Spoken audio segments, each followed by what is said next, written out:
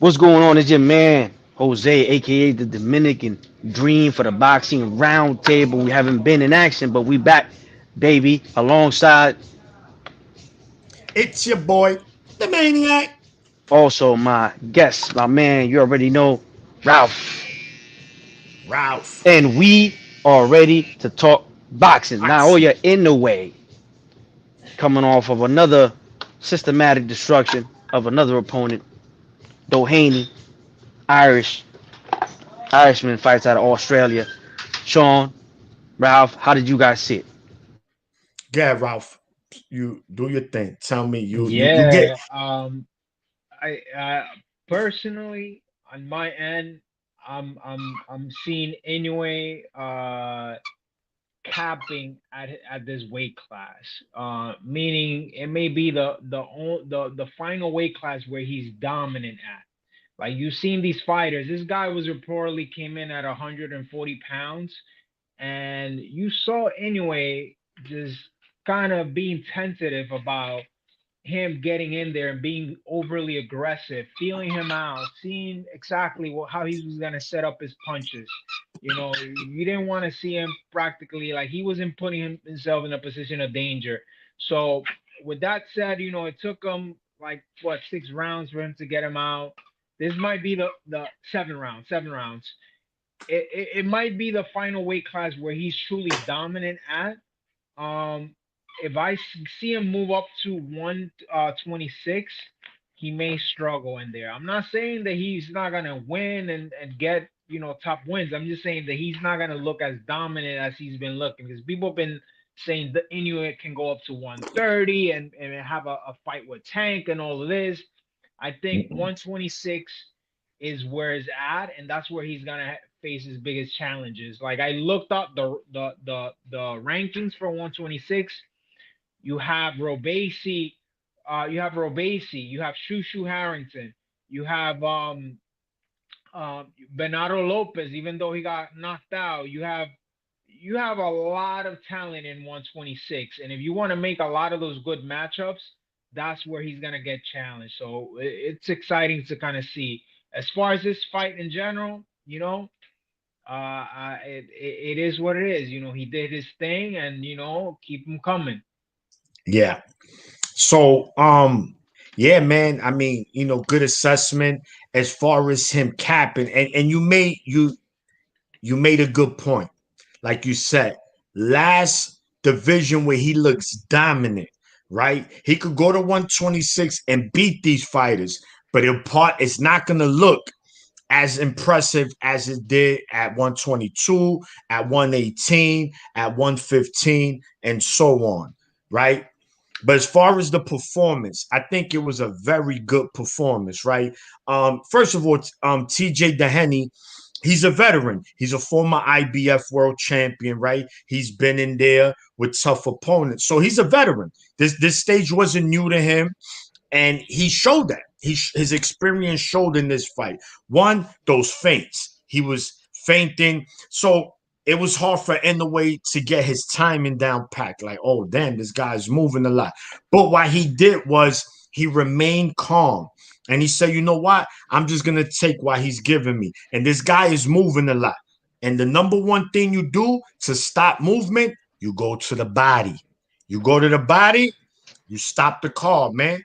Right? You go to the engine, you mess the engine up, the car gonna stop.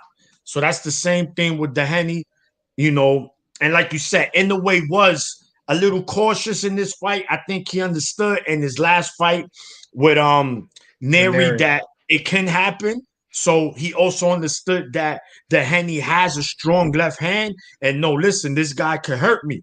So hold on. Sorry. So I God think bless. he was cautious. And you know what? This is what I like to see in fighters, right? Win in different ways. It wasn't that performance, but it was like, damn, he did what he had to do. And once Inoue started going to the body, you start to see a different fight. The Henny now he didn't let them hands go like he was early in the fight, which he landed a couple of solid shots, but he just broke him down, man. It was more of a breakdown, more of the body. In the way he did look frustrated at a moment, but what he did was he remained calm.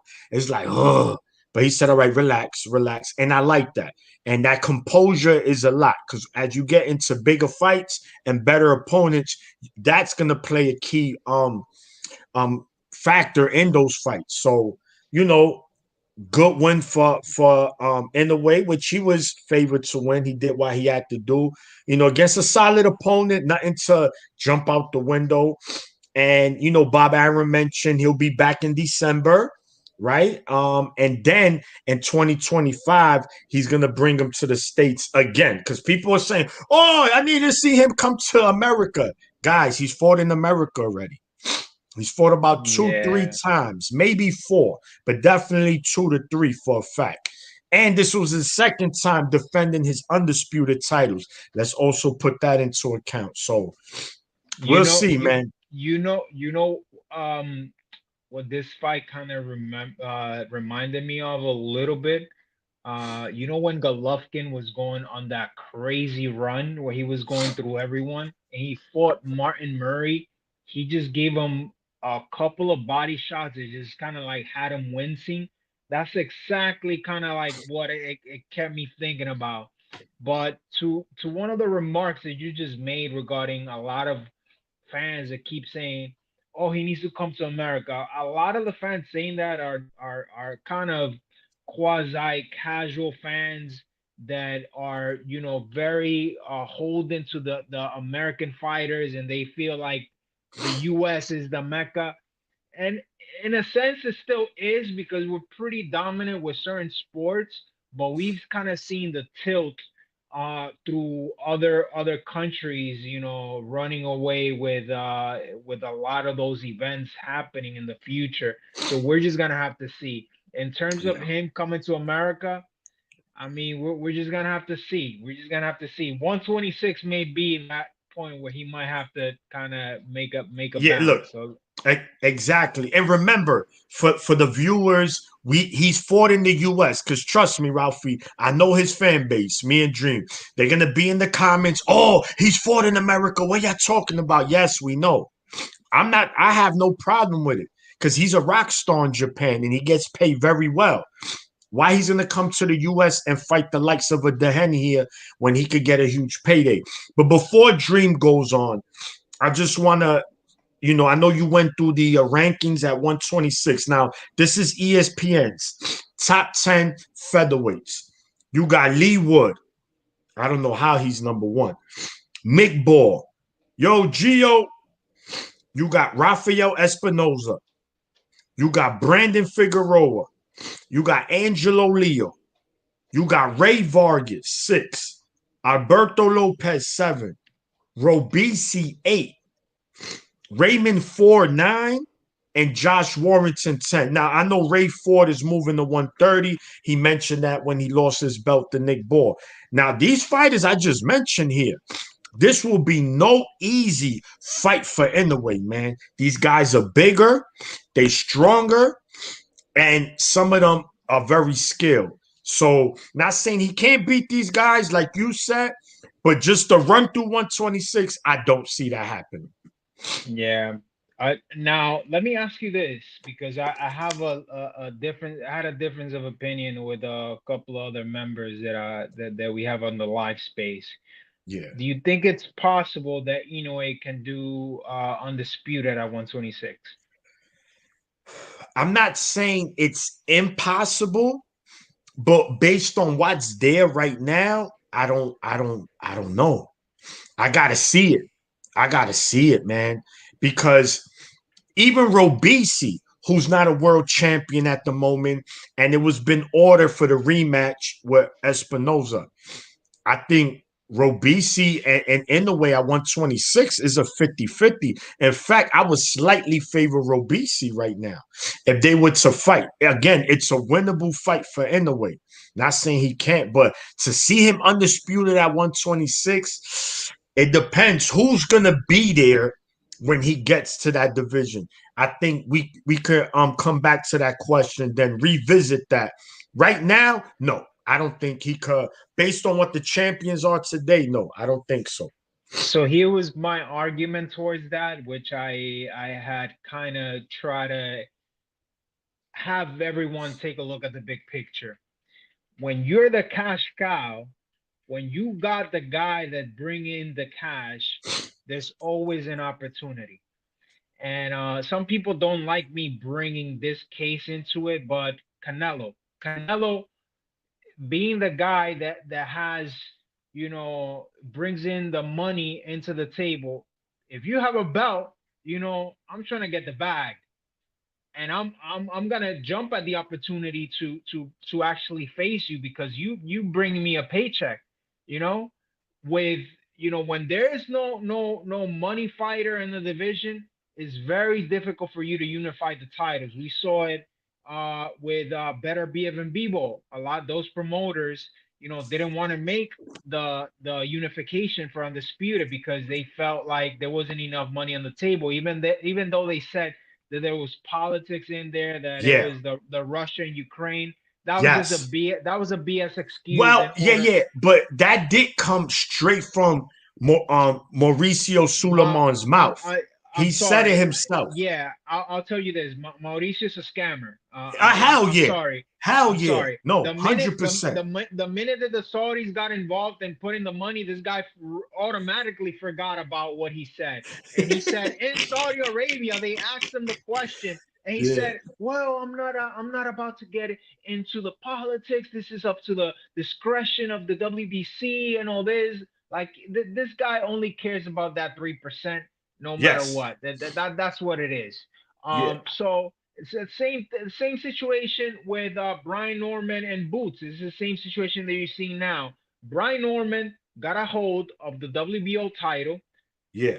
Boots, which is with Matchroom, they're bringing in the money. You want this belt, you're gonna have to pay for it. These are the politics that are involved within cross promotional, cross networks that sometimes happen that delay those fights from happening because there's true politics involved. When you bring the cash, the opportunity to do it. And with Inoue coming in, he might have an opportunity because he brings the money. No, you listen. All right. So look, these are the champions at 126. I did the top 10. These are the title holders, right? You have Rafael Espinoza. He's your WBO champion. Your IBF is Angelo Leo. Your WBA is Nick Ball. And your WBC is Ray Vargas. These guys all present four different challenges for Inoue. And these guys could fight. These guys could punch. I'm telling you. And as you move up in boxing, I don't care how good you are, that power is not going to keep carrying. It's not going to keep carrying. You're going to have to use different tools on your tool belt to win fights. Cause right, you can't build a table, Ralphie, just with a hammer, right? You're gonna need a drill gun, you're gonna need some nails, you're gonna need some measuring tape, you're gonna need different things to build the table, just not a hammer. So yes, he can. I'm not saying he can't, but it's gonna be an uphill battle, and at 126 for him to do that. And it's again politics. You mentioned that about Mauricio, and I've said it many times. The sanctioning bodies in boxing are the cartels of boxing because they extorters. That's what they are. They liars, they crooks, and they extorters. That's what they do. They extort these fighters for that percentage. Why you have an interim belt? That's also a sanctioning fee too. So you the champion and he's the interim. So and that's in every division. Yeah. Imagine the money they get, and it's ridiculous. I don't pay no mind to the sanctioning bodies, whatever they say. At least the IBF, they stripped Canelo. Just in case people forgot, he's not undisputed. His Yeah. IBF's been stripped because of the guy they wanted him to fight. I forgot his name. You're But talking anyway, about, yeah, it's irrelevant when it comes to the IBF. yes, The reason the IBF doesn't really do the funny business that other sanctioning bodies do is because they were actually in through a big scandal in the late 90s, early 2000s, where They were charged with racketeering, money laundering, and I'm telling you, you the know cartels. I'm telling you. the same thing. Practically they had Bob Arum of Top Rank and some of the other promotional companies giving the IBF president at the time $100,000 or $200,000 in order to rank their fighters, which every other promotional company does for other sanctioning bodies. However, the IBF, they have to walk on a straight line because they don't want to go through that again. So unfortunately, they can't do that. Or fortunately, they can't do that. So yeah, I mean, at the end of the day, it is what you said. These sanctioning bodies, they're just cartels at the moment, and they don't really enforce anything if their pocket is green. So Correct. Correct. All right, Dream. You ready?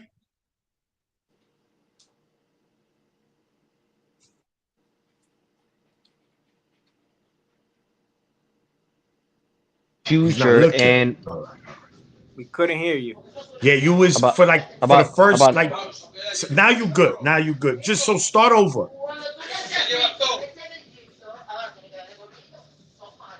yeah, you guys hear me now? Yeah, yeah. I was saying that you guys gave some pretty good takes on Inoue, uh, particularly on his future and what's next for him, particularly at 126 pounds. The title of this video is going to be Inoue Doheiny Reaction. We saw the fight. I think Doheny did a fantastic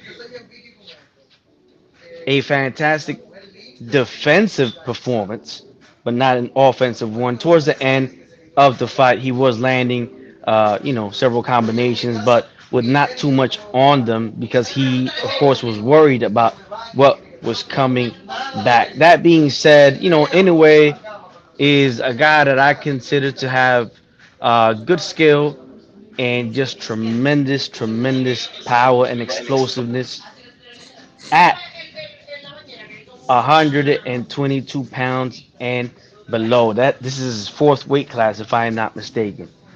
You know, in this fight, we saw him have trouble with the movement. The guy seemed to be a big, strong guy as far as physically. Listen, good looking, man. I agree that at 126 pounds, things will be different. Things will be different. Things will be harder. The competition is not only better, but they're bigger, they're stronger. They could take a better punch. They could give a better punch. Um, can he defeat the likes of the top 126 pounders like Rafael Espinosa and Rubesi Ramirez? Yes. Will he? We don't know. Um, it's very, very interesting, and I think that good looking. I think that those fights will look. If you take away the power of Inoue, I personally think that that is his biggest asset. I think he has good skill. I think he has good balance. But I think that his confidence is always he always relies on that power. Whether he's patient, whether he's impatient, he knows he has that equalizer, right? Yeah. What happens when he goes up in weight and he's not putting guys out? Again, you mentioned it, Sean. Now he has to use his other resources. We have to see how many of those he actually has, because Espinoza has them too. Robesi has them too. The Ray Abdullah Mace. Vargas, What's the name of the other guy? Nick Ball. Shushu. Nick Shushu. Ball, yeah, sure, sure. These guys. Shushu. He still has something to prove. But they have at least shown that they have skill. Yeah. And you So also have Brandon Figueroa. That's not an easy look, fight. look. I told you as far as, and this saying I brought it about because of Crawford and everybody with the Crawford Canelo talk. Superman don't exist. Superman don't exist. And you know what? In a way, it's Superman, 122 pounds and down. But everybody has a limit. Everybody has a limit. Is it 126? Probably. Can he even eventually go to 130 and maybe beat some nondescript champions? If the weight class is weak at that point, sometimes it happens where a guy goes into a weight class is really void of talent. Someone has a belt or two, he picks him up. As far as in a way being undefeated, that question that you that you that you put forth, Ralph, can in a way be undisputed at 120, at 126 pounds. I say that he can't, but not getting the belts one by one. He has to maybe do it in two fights, but he's not going to clean out the division. He's not going to clean it out. Not with those top fighters that we mentioned. He's going to lose to one. He's not going to beat four of the top fighters. He's going to lose to one of them. So maybe he can beat a guy that has two belts and beat another guy that has two. But one by one and going through the gauntlet again, just like Turkey's showing the people, when you get even fights, when the fights are on the even playing field, he punches weight classes above the weight classes that he's fought, right? But when he moves up in weight, he's gonna realize, just like Benavidez did, just like the Cuban did, Morel, that when you move up, it's a different story. Crawford, All of a sudden, Crawford. Crawford, all of a sudden, guys are taking the punch better. All of a sudden, guys Can I, are hurt. can I mention one more? Go ahead. Teofimo Lopez. You Damn. know, Teofimo Lopez hasn't been the same power One, wise. one stoppage at 140. That's yeah, it. yeah. So these guys realize that, I'm not hurting these guys like I did, and what's coming back is more dangerous than before. And now I'm gonna have to show different wrinkles in my game. So look, in the way is no exception to the rule. He's no exception to the rule. He's just another fighter, right? A very good fighter, but again, another human, another fighter.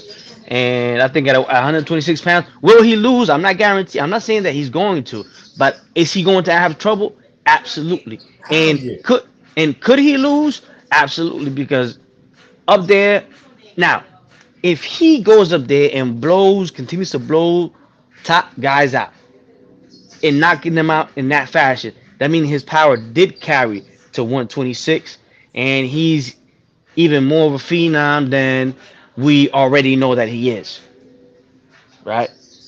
But if he is in a fight, for example, with Ramirez, he's what is it, 6'1",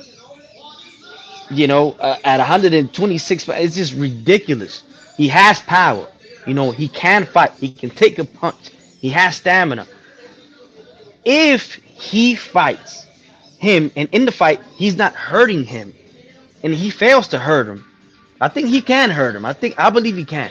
But if Ramirez says, "Yo, I felt this power before," and continues to come forward on him, then now he's gonna have to show us, what he's really made of. Facts. No, But great. as That's but as man. far as his performance in this fight, he did what he had to do. I think he did show poise. I think he did show patience. I think he did show vulnerabilities, and at 122 and down, he cannot be beat. He can. No one can take his power. But Correct. 126 pounds and up, he can definitely be beat. He is a beatable fighter. Bro, I agree. I agree with that assessment. And it's the same thing. And like we said, right, we want to be clear to the audience. Can he be undisputed at 126? Of course he can. Is it going to be as easy? Absolutely not. And like you said, to go by, so that means you telling me he's going to have to fight four world champions. Bro, that's going to be tough. At 126, I think he'll slip up in one of those fights. That's my opinion. But of course, you got some of his fans that just think he could go to 147 and knock boots out. So, it is Well, what it is. there's a difference, Sean, between boxing fans and Inoue fans. between boxing fans and Canelo fans, between Crawford fans, even though most of his are usually diehard fans, and boxing fans. You got fanboys. You got people that have this certain following of a fighter. They look at them. They follow them like there's nothing they can do wrong. They can beat anyone, but they don't know the rest of the sport. They don't know the history of the sport. They don't understand weight classes. They don't understand that weight matters. They don't understand that size matters. They don't understand. There's a lot that goes into boxing. You know, uh, a friend of mine was here watching the Benavidez fight when he fought his last fight against the Ukrainian. But it's only 7 pounds. I said, bro, that's not only 7 pounds. To me, 168 to 175 is the biggest jump in boxing. In This my is opinion, it this is the this biggest jump in boxing. this is what a lot of them don't understand is that they look at it as 7 pounds, but what they don't look at is the fact that a guy that's been at 175 already, when he rehydrates, he's probably looking at 200, 205 A naturally. heavyweight. He's a You know, heavyweight in yeah. there. Not So not only that, but they're just a bigger. Every time you move up, it's a different class of man. When you talk about the 112s, 115, 118, that's a class of men. And when you talk about the 122, it gets a little bigger. Now from 122 to 126, 126, 130 is a different class of guys. The bigger guy. Now when you go to 135, that's an even bigger class of guys. You go to 140, that's an even big class of bigger class. 140, 147, compatible. Now when you go to 54, now you jump another little pond there, right? 154 and 160, compatible. When you jump from 60 to 68, now you got another class of men. And the same thing from 168 to 175 is a different class of men. Ralph, like you were saying, remember, it's about the weight cut as well. The guys that cut weight, that give everything they got, every ounce of sweat to make 175, that means they did everything they could to make 175. Now the other guys were able to make 168. As guys at 75 that couldn't make 168, they would have to cut a leg off, right? So that's letting you know that these are bigger guys. There's a reason why they fight at higher weight classes because they can't cut all the weight to come down. Correct. So size matters. There are phenoms in boxing, but all of those phenoms in boxing, they were complete fighters. I'll make a Manny Pacquiao, Oscar De La Hoya, Sugar Ray Leonard, guys that were able to move up intelligently, slowly, and kept power, kept speed. It's not a lot of those guys in boxing. Yeah. I'll make a prediction on Benavides. Benavides is gonna fill up very well at 175, but if he gets the opportunity to fight Canelo at 168, he's gonna be done. Well, I'm telling you. I've said that for about Yeah. at least a year and a half now. I've Yeah. been one of the biggest voices or one of the first voices saying that, and I think that's one of the plans for Canelo to do something like that to handicap Benavidez. But I think Benavidez does suffer from he's a tweener. Yeah. What I mean by that, I think he's big for 168, small for 175. I don't think he's Correct. gonna fill in at 175. I'll tell you why. His last fight with Vostick, they didn't use a conditioning trainer. They actually fired Memo because he was having issues with his dad, with Jose. They've rehired Memo again, and they're gonna try to fill up that weight class the right way. Like if you notice the way that That he that's came in, that's that's a very important the if detail there that I didn't know. if Very, if very Yeah. important. if you notice the way that he came in into the fight, the weigh in, he looked horrible. Like he looked bad at the weigh in. He just looked like But flabby. He but just he looked he like. he, he just he doesn't have those genetics though. He doesn't cut. He But doesn't it's gain not muscle. it. He But doesn't have them anyway. it's not even about that. Um, Based on one of his previous conversations, before that fight, their plan was to potentially come down to 175 and then if they actually got the Canelo fight, continue to cut down. So it wasn't like they weren't strategically trying to come down and fill up. They were just wanting to see like, okay, we'll cut here and then we'll move on. I think going back with Memo is gonna help them drastically. So we'll see him fill up pretty well. And I'm telling you, his next fight, there won't be any excuses for a hand injury, all this shit that was running around. So we'll see how that fight happens. I'll give him one more chance before I'll switch my opinion on that. Okay. Yeah, I simply, I mean, I think Memo is great at what he does, but I simply think he doesn't have the genetics. Yeah. So look, and also just to the recap with the Inoue, on top of him moving up, he's also a small guy. He's not a huge guy. He's also a little guy. So again, moving up to 126 will be no easy feat just to go in there and just beat everybody like he's been doing. I just don't see that, man. But regardless, we'll see. He's coming back in December, as per Bob Arum, and then in 2025 he'll be coming to the States against who we don't know. So we'll see.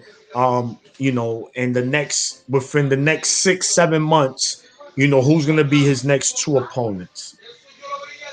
All right, man. Real quick, The that turkey. was that was in the way. Um, Doheiny to recap, but real quick, man. Quick 5 minutes. We'll give you guys a little extra. This little extra treat. Turkey Al Al Sheik with more news. He's done amazing things in his short run in boxing. He continues to do amazing things for the fighters, for the fans, for the sport. Now, the latest news that which is being rumored on boxing websites and boxing pages on Instagram, etc. Turkey has supposedly stated that he is trying to bring down pay-per-view prices, even as low as $20. Now, we there's a show that we recorded. I didn't put it up. I didn't put it up. Where we address the asinine, the stupid, the senseless negative critique from boxing fans towards a guy who's literally trying to save the sport, or who's what we've been asking for years, 15, 20 years. Somebody got to pick this shit up and do something about it. He's doing it. He's making the fights people want to see. He's lowering, trying to lower pay-per-view numbers. You wanted Fury Usyk, you got it. You wanted to see Crawford at 54, you got it. You wanted to see, bro. There's even more fights that he's willing to make. Better be Be, Bevo. better be a Bevo. Also, he was planning to do Wilder, Joshua. That didn't happen. So guess what? Now he's making Joshua versus Dubois an excellent fight versus Dubois. I mean, bro, he's putting on tremendous cards. He's stacking the. What do y'all want? What is there to hate about him blowing down pay-per-view prices? What is there to hate about him making the top guys fight each other? Like, I don't understand it. Yeah, I don't neither. Listen, like you mentioned, we've been begging for this. I mean, me and you had this conversation dream many times, man. We said, man, we had that kind of money, man, we'll do this, that. And he's doing that. I wish was answer. But like I was speaking with Ralphie earlier, fans are never satisfied, bro. It just don't matter. He could say, you know what, moving forward, since I'm gonna be in this sport, nothing, no more pay-per-views. And somebody's gonna complain about that. Yo, why no pay-per-views? He's trying to corner the market, monopolize the sport. No, he's not. No, he's not. It's not like he's trying to give these fighters a flat fee. Like, yo, listen, if it's a mega fight, you can only get 12 million. No, he's not saying that. What he's saying is, I'm for the fans. And on top of being on the fans, I want to give y'all the best. And he understands that as a consumer, bro, you telling me sometimes there's two pay-per-views in a 4-week span. So now One month I gotta pay $90 on top of my cable bill, and then the next month spend another $90 on top of my cable bill. Bro, that shit it adds up. And then sometimes we spoke about it earlier today, Dream. Look at the Canelo call versus Balanga. $90. You got Danny Garcia versus Lara. A solid matchup. Not a horrible, but that's not co-main event worthy. Then That you shit got ain't the nothing. Nobody asking for that. correct, and then you got Cool Boy Steph to return. I like him, good fighter, but Cool he's not boy, fight. cool boy Steph is actually on the preliminaries. It's for free. Oh, so he's fighting on the YouTube portion. Okay, Correct. and then you also have is Riley fighting on the pay-per-view portion? Yeah, All right, Rolly and Pat McCombie versus Caleb Plant. Plant. Okay, so McCombie against Plant, the Riley fight, and Danny Garcia against Lara. Now let's just be honest, as hardcore fans, those fights is nothing to be excited about. Not $90 worth. I'm just saying. So if you telling me $20, That's not pay per view worth. Pay per view yeah, no, worthy at no. all. But if it's None of them. $20, yeah, $20, I'll pay 20 for this car. Yeah, that's what it's worth. 90, absolutely not. And this is where the fans say no. And I still think it's gonna do solid numbers. I'm not saying great numbers, I'm saying solid. And what's solid? Anywhere from 400K to five is Well, gonna do. well, that's Well, another that's another story that I'll let touch on the Canelo preview for Okay. Belanga. let me Canelo's a superstar. He's let proven it. Dana White is gonna have problems. He's having problems let already. me That's the word. You can't go up against Canelo on September 14th. let Just me don't do it. let me tell you this on the whole turkey thing. Because honestly, this is my opinion on what's actually going on with that. Over the past 4, 5, 6 years, the boxing fans have become so tribal that people feel like choosing sides on one end. Either you're part of this team or you're against us.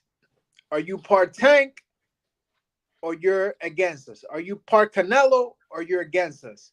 You know, and the fans cling on to their to their idol or whoever their guy is forever. You know, like you saw Turkey say that he wasn't gonna overpay Canelo, that he was being a diva, and he said it how it was. You know how it looks. That's how it looks. He looks like he's afraid of facing legit competition.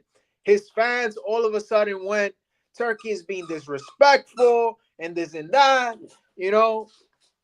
But I'll tell you this: when he told Tank, if you wanted them two Ferrari, I'll give you these two boxing gloves.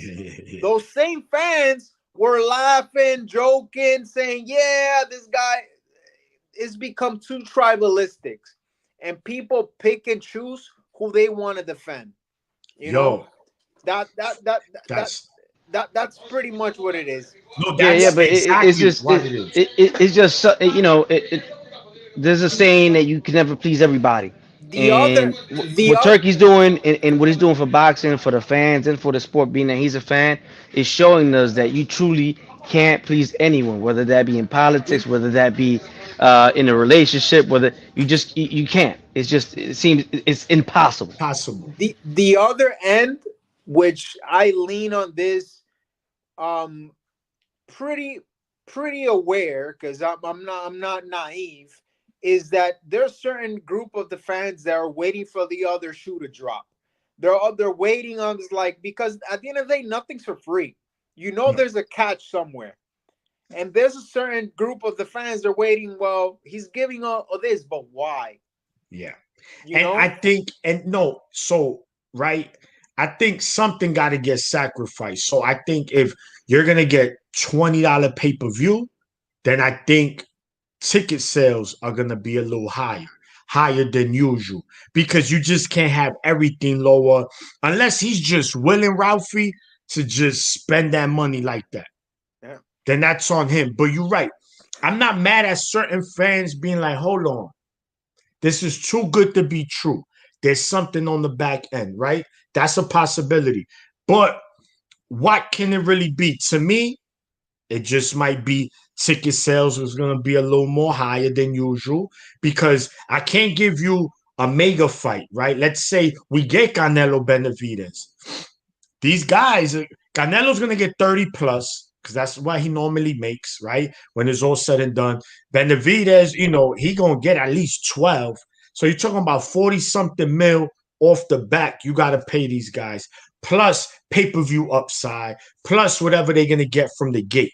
So the ticket sales can't be $150. Them Yeah. shits is gonna be expensive. So something has to get sacrificed. It's just anything in life. It The works like that. the the rumor or the talking point that seems to make the most sense that I've heard several times is the fact that Turkey is going this on kind of like a marketing trip in order to bring attention and eyeballs to Saudi Arabia, in order for them to bring Riyadh season and bring that fan base, kind of like the tourism aspect to bring those fans into Saudi Arabia. So you please them now, so later on in the future, maybe 5, 10 years ahead, you want that big fight, you got to come to Saudi Arabia. You want the main attraction, come to Saudi Arabia. You want to watch it's not only boxing, it's just entertainment in general. That's why he's supporting UFC. This guy gave Ronaldo, these people gave Ronaldo like 200 million. They opened up their own golf league. They have they're working on a multi $100 million racetrack with a theme park and all this. So it's a big agenda in order to bring that fan base into Saudi Arabia because they're looking to make it the capital of entertainment in the world. That's practically what it is. If that's it, I'm just a fan, man. I just want to watch the best fight. Whatever he Yeah. wants at the end, that's on him. How about this, right, Ralphie? How about this, right? Okay, Turkey, no problem. Now, we as boxing fans, can we get a discount on that plane ride to Saudi? You know what I'm saying? Give us $20 plane Yeah, tickets. You know that, what I'm saying? So we could go to those fights. yeah, that's what I've heard a lot. That's what I heard. I mean, No, like, I mean, give us that you 2 for 1. yeah. And you know what's funny? You're not the first person to tell me that, right? That my boy, my man Fight Night X, he was telling me, he was like, yo, he's trying to take over all the sports. I said, man, listen, I don't care. I really don't. Like, what is it to people whether a fight is here, is in Mars, is we're gonna watch. I just want to watch, Uh, right? And that's all it is. Like you said, I'm just a fan, bro. I'm just a fan. I Because like for example, you go to fights, yeah, you pay for flights, you pay for hotels or Airbnb, regardless, you still paying, yeah, right? So you're spending your hard-earned money to support the sport. Same thing with me. I go to these fights, I support plane tickets, stay. That shit is pricey. You yeah, understand? This shit ain't cheap. So yeah, I feel that a lot of these people that talk the most, ellos no paga para nada. They don't pay nothing. They don't go nowhere. They yeah. just on their sofa all the time. I, And they streaming illegally.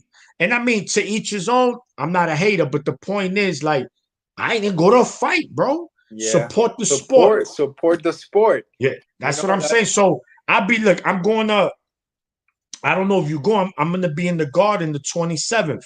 Okay. The Michaela Mayer and Sandy Ryan. But again, we got Shoo Shoo on that card, and we got Xander Zayas on that card. So Nice. it's a Friday night.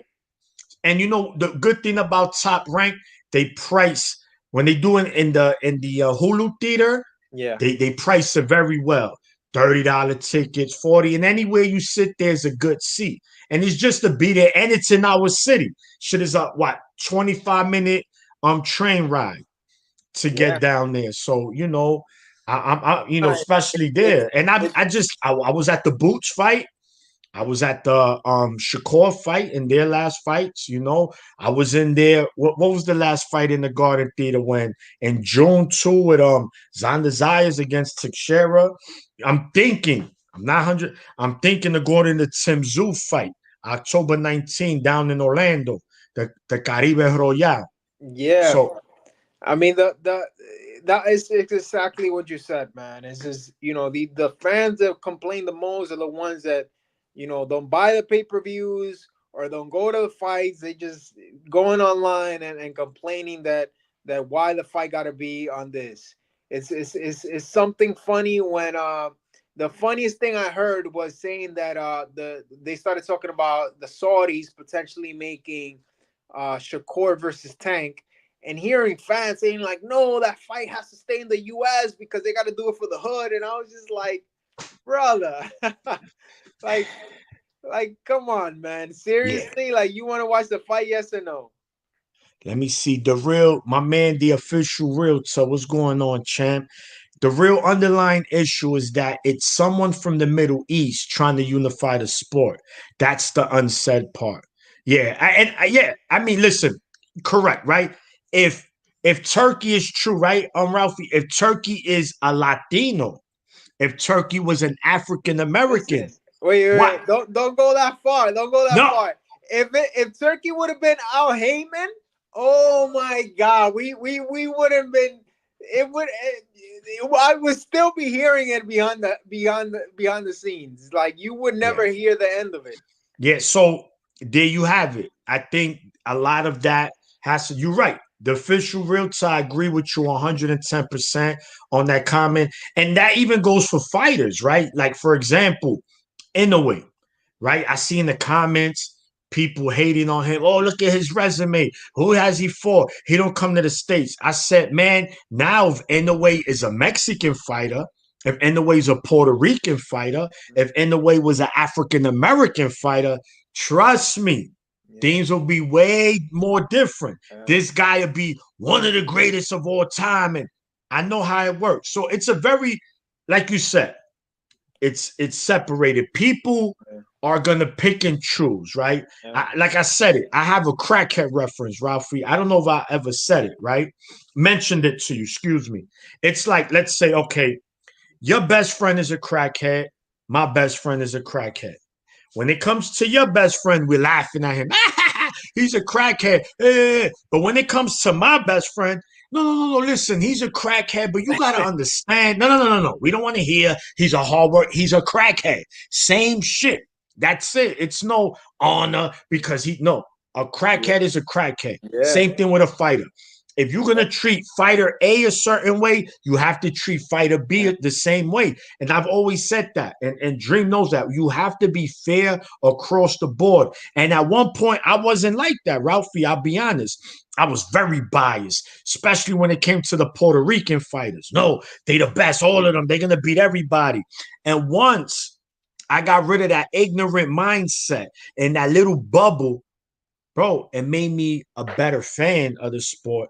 And now you see it on the bigger stage. And it doesn't matter if you're Spanish, black, Japanese, European, South American. It don't matter. Let me If you're good, let me ask you something. How old were you when the Tito versus De La Hoya fight happened? we're talking about what was that, That was 98? 1999. 1999. 99, Yeah. 99. I was 17. I'm 42. I don't mind saying Okay. my age. I I'll be 43 next month, October. I was 12 years old when that fight happened. And I remember being like Tito's gonna be the man that's gonna take this pretty boy's ass down. Cause I man, I'm not gonna lie, Chavez was my guy. And as young as I was, I didn't know much, but I know that the Chavez, because you grew up Yeah, hearing yeah, yeah. Chavez, you know? Mike Tyson and Chavez. Yeah, that's all you Everybody heard. know. Chavez and Mike Tyson. And when De La Hoya put a beating on him, I was just counting down till Tito was gonna take this man down. And when I saw that man get robbed, man, I'm sorry. Yeah. I Yeah. was I was happy and kind of ashamed at the same time because I couldn't believe they robbed that guy. Yeah. Looking So looking back now at De La Hoya's resume, Like when you look at down his resume and everything that he did back then, you kind of start thinking it was like, man, we lived through a different era, man. Oh, We lived through a different era. Dream says it all the time, man. He says it all the time, and it's true. That was like the 80s and much Yeah, of the 90s were yeah, a golden era. It was a yeah. golden era of boxing, right? And absolutely, this is why I laugh at people in the comments that be trying to disrespect De La Hoya. And it's the same recycle line. Oh, you cokehead. Oh, you fishnets, bro. All right, that's done. That's years. He's for everybody. Yeah. And he was the golden boy. He was the pay-per-view star. He's the one that made Mayweather a household name because he gave him the opportunity to fight Right. on that kind of stage. Right. Oscar made a lot of people rich. All right. So look, even Oscar with Shane Mosley, even those two fights, especially the second fight, which I think we all agree De La Hoya pulled it off, Yep. he made him a partner of his company. Mm-hmm. Right, but he wanted the Pacquiao fight, and they said, "Yo, if you want that fight, you're gonna have to sell Yeah. your share of Golden Boy." He said, "Okay." Yeah. So Oscar, he doesn't hold grudges. We saw Bernard Hopkins stopped him with a body shot. And who's his right hand man right now, Yeah. business wise? Bernard Bernard. Hopkins. So again, Oscar is one of the most stand up guys. Is he perfect? No, because nobody is. There's no Yeah. perfect person. But he's the realest to me, the realest promoter that you got because he's been there. Bob Arum wasn't a fighter. Al Heyman wasn't a fighter, even though we know Al Heyman's not a promoter. Quote He unquote is pro. Yeah. quote Yeah. unquote, he's Yeah. not, but we know he is, Yeah. right? Um, um, Frank Uh. Warren wasn't a Yeah. fighter, Eddie right? Hearn was not a Eddie Hearn fighter. wasn't a fighter. So Oscar knows personally, these fighters can't tell him, well, he's gonna say, I did it. And I fought everybody, and I was the golden boy. So it's to me, that's who I'm signing with. That's who I'm signing with if I'm a fighter. I'm going with Golden Boy because this guy, there's no fighter turned fighter promoter who has had the success that De La Hoya has, both in the ring and as a promoter. It's Right. not even close. Yeah. I mean, we got to see how this whole Turkey Al Sheikh thing turns out. To be honest, we got to see if the sport changes, if something has to change. I kept hearing people saying, "Well, he's gonna monopolize everything," and I'm like, "Listen, man, whether it changes, whether it changes for better or for worse, something has to happen. There's no way a guy is requesting $200 million to face his mandatory, and someone else saying, "Well, no, I'm not gonna fight it because it doesn't make business sense," and another guy asking for two Ferraris, and another guy saying, "Well, he doesn't sell enough. It's not the right time." Like, the sanctioning bodies are corrupt. We see a robbery every other week. We see a robbery. You know, like poor man Barroso's. I felt so bad for that guy. Like, something has to change. So Absolutely. if this guy comes and does it, then we'll be grateful for it. If not, at least someone tried doing something. But something needs to change. And that there you go. At least someone tried. At least we could say try. And you know what? If anything, the American fans need to be mad at the boxing promoters, the top five, right? Mm-hmm. Top rank, Golden Boy, PBC, Queensberry, and Matchroom. Those are the major five companies. There's other ones, but those are the top five, the power five. So if they were just doing business and stop letting ego get in between this and just make business, listen, Ralphie, I don't care if I like you or not. If I can make money with you, that's what I'm going to do. That's it. Let's make money because I'm going to get paid. I don't need to talk to you, right? Maybe briefly. All right, this is what we're doing. We're going to put him. All right, you know what? You're right. Your fighter brings in the bigger numbers. He's going to get the higher percentage. Boom, boom. But, give us something reasonable because, my fighter does bring something to the table. Not as much as your fighter, but let's be reasonable. Boom. We come to negotiations. Boom. The pay-per-view. Yeah, y'all get the lion's share. We get a small percentage. I like what's so hard? It can't be that difficult, bro. And that's the shit that pissed me off. That this guy's coming in here like, yo, fuck that. Y'all don't want to do this, so I'm gonna make it. And now people are mad at that. Yeah. Come on, man. But you can't. It's true. You're not gonna satisfy. Like I said, he could literally say, "Listen, we're gonna bring the next fight to your living room."